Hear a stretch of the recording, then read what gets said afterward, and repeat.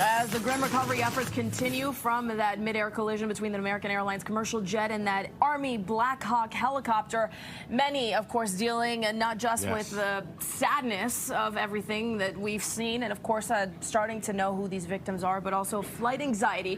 We've got Dr. Yalda Safai joining us now. I think this is a very real thing for people even previous to this crash, and I think it only amplifies what so many people have feared. Exactly. I see so many patients who have flight anxiety, so this is nothing new. And I have a few tips for you guys. One of the first things I tell people who are struggling with flying anxiety is educate yourself, because the more you know about how an airplane works and the more you know about the safety measures that are on board to protect you, and the more you know the chances of actually being on a plane crash are they're less than winning the lottery. So the more you know about that, the better you might feel. So education is really empowering in this case. And I know we've all heard this before, but really flying is one of the safest methods of transportation. We know that.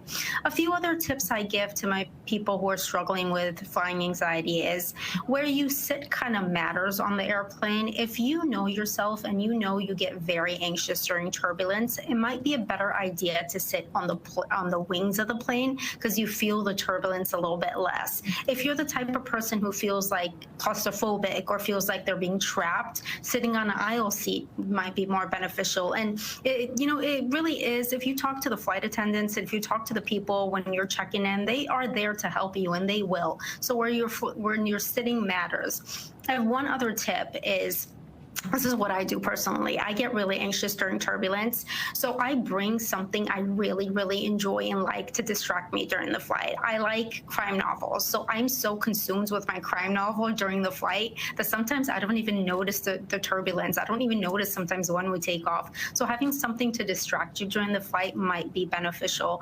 And of course, having a calming environment around you is really important. Listen to soothing music during takeoff if you get really anxious when the plane is taking off, or practice breathing exercises before you get on the plane, because when you are in a stressful situation, you forget the stuff you learn. So you have to make sure you perfect breathing exercises, slow and deep. So doing that when you're really anxious on the plane goes a long way.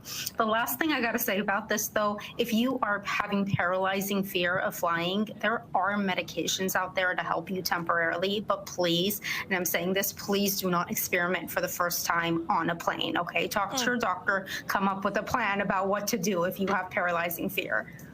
Gotcha. Quick question, are any, in the wake of this accident, are any measures being rolled out by any airlines that you know of specifically that are set there to make sure that people feel safe, that deal with the anxiety that may arise across the country today and over the next couple of weeks? Are any airlines making it known that, hey, we got you and we want to be here and here's what we put in place to make you feel better?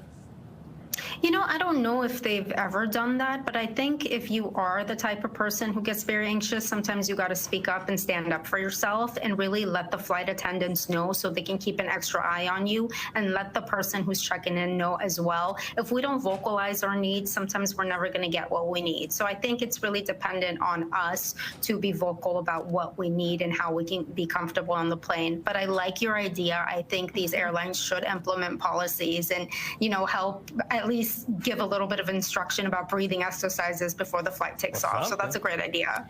Yeah. How do we navigate this almost collective grief, if you will? I mean, clearly not to the level of direct family members, but there are so many people that knew them in our community, these victims. There are so many people that may not have known them, but you see your children in them, you see your parents in them. I think that when you make those associations, it makes this so much more heavy. How do we navigate that when you may not even have known them?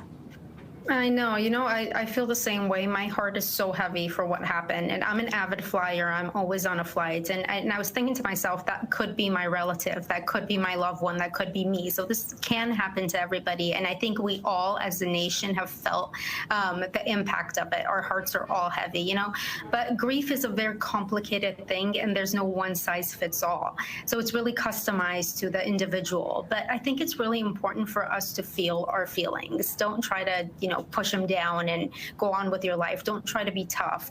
These are life and death type situations. So it's very important to feel what you feel, verbalize what you feel. If you need help, seek out help. But keep in mind that if you are struggling with real grief, it's going to take some time to heal. So be patient with yourself.